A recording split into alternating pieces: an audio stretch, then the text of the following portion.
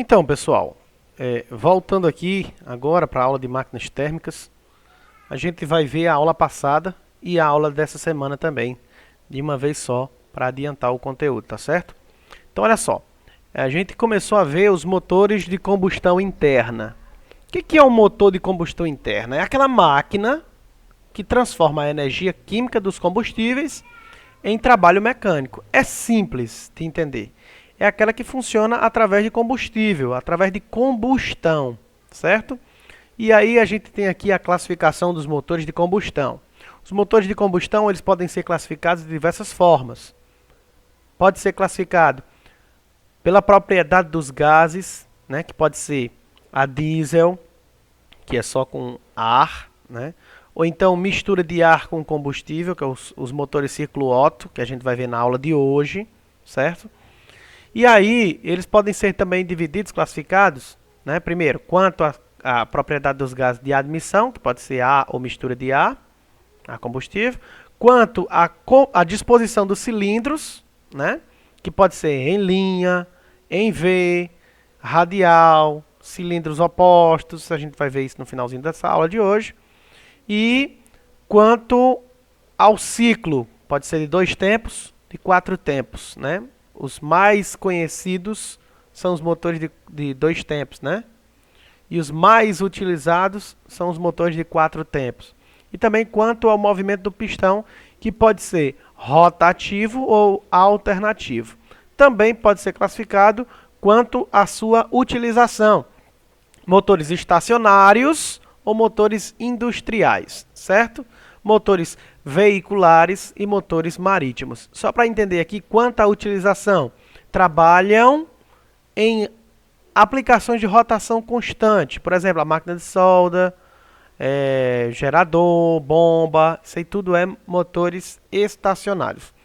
Utilizados em máquinas de construção, tratores, guindastes, compressores de ar, são os motores industriais.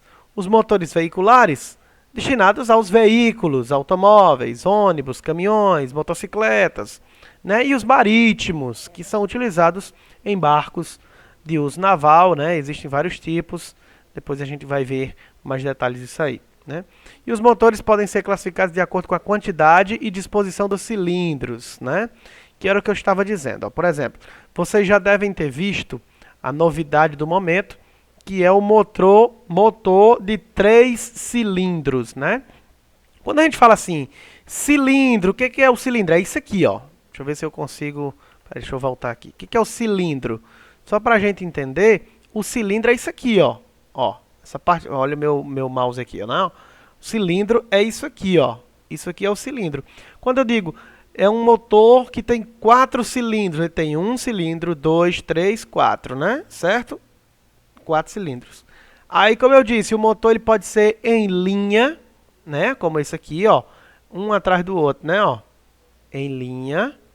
Pode ser em V, ó, um do lado do outro, ó. Tá vendo, ó? Um do lado do outro. Se a gente puxasse aqui, fosse no AutoCAD, a gente puxasse aqui a visualização, a gente ia ver que ele é em V, nesse formato aqui, né? Ó, certo? Ele pode ser radial, que é igual um pneuzinho, né? Ó, certo? Ó. E pode ser cilindros opostos, um cilindro de um lado e um cilindro do outro. Também é uma classificação dos cilindros, certo? Hoje, a novidade do momento, os da Chevrolet, os Onix, agora eles estão vindo com 3 cilindros, né? Por que eles vêm com 3 cilindros? Porque, no caso aqui, em vez de ser 4 cilindros, foi tirado um. E aí aumentaram o tamanho do cilindro para compensar a falta desse. Diminuiu o espaço do motor, o motor ficou menor, mas com a mesma performance. Qual que é a diferença aí? Quando diz assim, tantas cilindradas, o que quer dizer isso? É a capacidade de cada cilindro. A gente vai estudar isso aí na sequência aí, nas próximas aulas. A gente vai estudar até os cálculos para isso, né? Mas aí é só a gente ver as cilindradas disso aí, tá certo? Deixa eu passar para a aula de hoje. Na aula de hoje, que não é coisa de outro mundo, é simples também, a gente vai ver as máquinas térmicas que é o ciclo de motor 4 tempos, que é os motores mais utilizados. Quem foi que criou essa história aí? Um rapaz chamado Otto, por isso que é chamado de ciclo Otto do motor. O Otto, tem gente que chama de Otto também. O ciclo Otto, ele mostra o funcionamento do motor dos 4 tempos a gasolina, né? Cada tempo do motor é representado aqui com os números 1, 2, 3 e 4, certo? No gráfico, no diagrama aqui, no gráfico, pressão, volume, certo? Só para olhando para o gráfico, a gente tem que analisar o seguinte, reparem aqui junto comigo. Vou aumentar o gráfico um pouquinho aqui. O que ele diz? Primeiro, no primeiro tempo é admitido a mistura de ar com gasolina, né? E aí ela é comprimida adiabaticamente, né? Com o tempo, a temperatura constante. Ela é comprimida com a mesma temperatura, certo? Até chegar no ponto 2, certo? Chegando no ponto 2, a mistura ela é aquecida, né? Até pela pressão, né? Que aumenta. Então ela é aquecida e no ponto 3 existe o ponto de ignição, né? Que é onde tem ali uma faíscazinha, né? Faz com que a temperatura, a pressão já estão altas, ele vai lá e explode. É o momento da combustão, né? No ponto 3.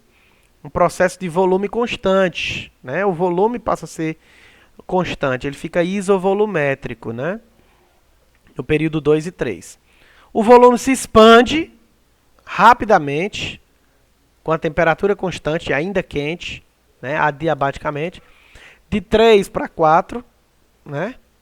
E aí produz o movimento do virabrequim, que é aquele movimento lá do sobe e desce dos cilindros, certo? E aí o resfriamento, que é o ponto 4, até chegar no ponto 1, ele faz com que saia a descarga, né? Aquela mistura queimada saia e volta saindo, né? O ar mais o vapor de gasolina, né? E aí volta para o ponto 1, que é onde começa todo o ciclo, né? Só para tentar explicar ainda um pouco melhor, eu estou ilustrando aqui cada tempo, né? Reparem que aqui eu estou abrindo um motor e mostrando dentro de cada cilindro. Cada cilindro acontece neste formato aí. Não é um cilindro que faz um tempo, outro cilindro faz outro tempo. Não, não é assim. Cada cilindro fazem os 4 tempos, certo? Então, no primeiro tempo de cada cilindro tem um tempo, né? Então, no primeiro tempo é o tempo da admissão. Então, você já deve ter visto, o motor 16 válvulas e 4 cilindros e 16 válvulas, você já deve ter visto. Isso quer dizer que 16 válvulas quer dizer que tem 4 válvulas em cada cilindro, né? 2 válvulas de alimentação e 2 válvulas de escapamento em cada uma, né? Isso aí é aquela que tem 16 válvulas. Hoje, normalmente, são 8 válvulas, né? São 4 cilindros, 8 válvulas, certo? O que é essa válvula? Deixa eu botar aqui meu apontador laser. Ele diz o seguinte, ó, a válvula é isso aqui, ó. Esse ponto aqui, ó, tá vendo? Ó?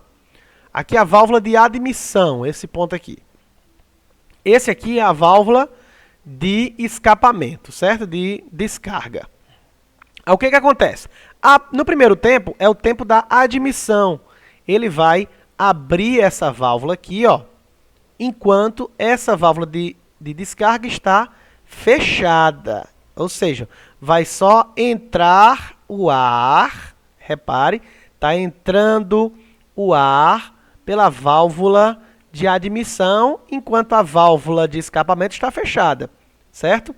O que acontece com o pistão? O pistão é isso aqui, hein, gente? Ó. O que acontece com o pistão?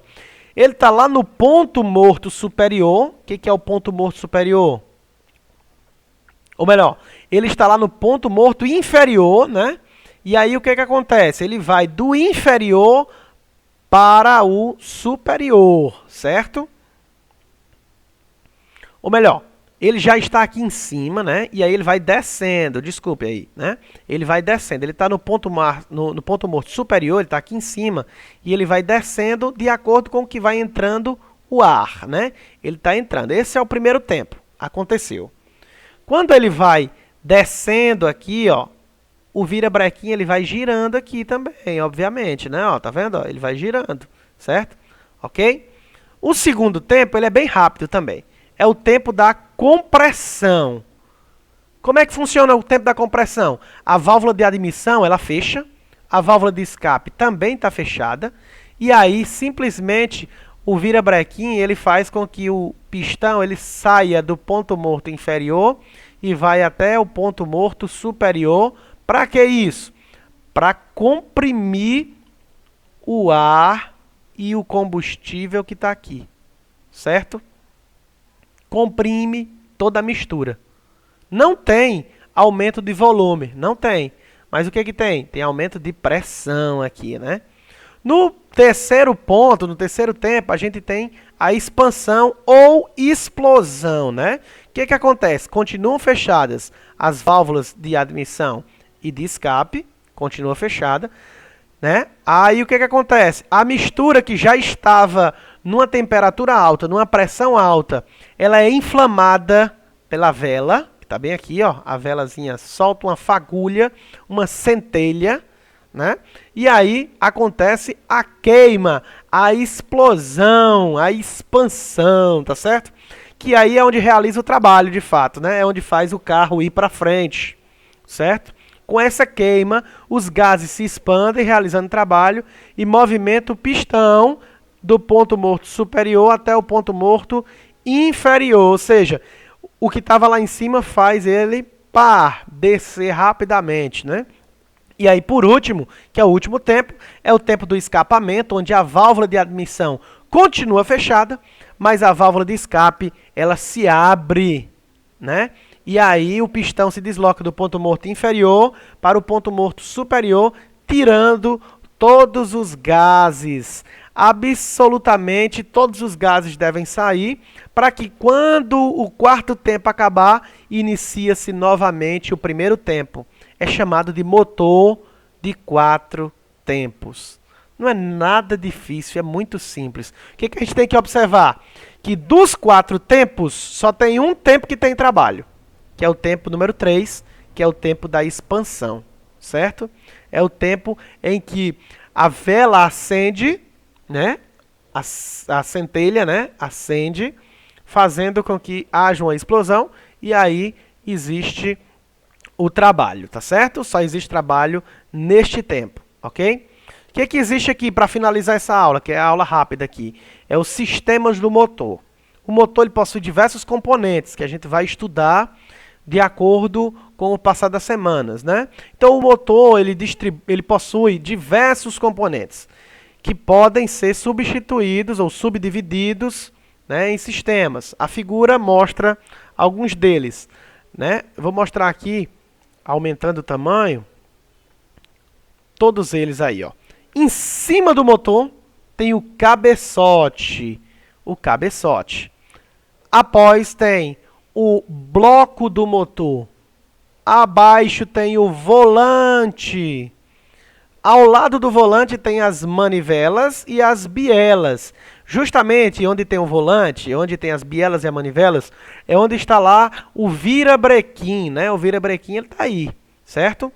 E aí abaixo tem o cárter, certo? O que é o cárter? É o espaço onde se coloca o óleo para fazer a lubrificação do próprio motor, né? E aí, vocês lembram que o cárter sempre fica na parte de baixo. É tanto que o pessoal coloca embaixo do carro, por exemplo, um protetor de cárter. Para que isso? Para que alguma pedra não fure essa partezinha e desça todo o óleo, né? Então, a parte de cima tem o cabeçote. Aí, na parte do meio, tem o bloco e o virabrequim com as bielas e manivelas e o volante. E embaixo tem o cárter. Tá certo? A gente na próxima aula vai dar uma esclarecida em todas as partes, né? O cabeçote, o bloco, o volante, a biela, a manivela, o cárter. Mas o que eu queria mostrar para vocês hoje era essa questão aqui dos 4 tempos, do ciclo Otto, né? Só lembrando que os principais sistemas do motor são a distribuição, o conjunto móvel, a lubrificação, arrefecimento, né? A alimentação e ignição. Arrefecimento, para quem não sabe, é o esfriamento, tá certo? Então, olha só, admissão, primeiro tempo, o que que acontece? A válvula, ela admite o ar e também admite também admite também o combustível, né? Então, no primeiro tempo, ela admite aqui o ar e o combustível, né? Só isso que acontece. Ele está no ponto no ponto morto superior, vai para o ponto morto inferior, certo? O pistão. Segundo tempo, o pistão ele sobe, né? Aqui ele desce, aqui ele sobe, subindo fazendo o quê? Fazendo a compressão da mistura, né? A admissão e o escape, as duas válvulas estão fechadas e ele faz ali essa compressão, aumentando a pressão, né? E a temperatura, consequentemente. E aí no terceiro tempo vem a expansão ou explosão, ou combustão, também chamam assim, né? Fazendo o verdadeiro trabalho aqui, né? A vela acende, o pistão sai do ponto morto superior, vai para o ponto morto inferior, e aí, na sequência, o quarto tempo tem o escapamento, que é justamente onde abre-se a válvula de escape, enquanto a válvula de admissão ainda está fechada, e aí os gases, com o pistão subindo, né, o ponto morto inferior para o ponto morto superior, com o pistão subindo, os gases da combustão, eles saem, certo? E aí, na sequência, já vai para o primeiro tempo, que fecha essa válvula de escape e abre a válvula de admissão, voltando lá para o primeiro tempo, fazendo assim o ciclo de 4 tempos. Só lembrando que nos motores, como eu disse, nos motores, cada cilindro tem esses 4 tempos. Às vezes, ou quase sempre, os cilindros, enquanto um está na primeira, o outro está na segunda, o outro está na terceira e o outro está na quarta, certo? Normalmente acontece assim, certo? Por quê? Porque aí o carro vai avançando e andando, né? Ele vai tendo força para poder andar, tá certo? Ok? É isso aí.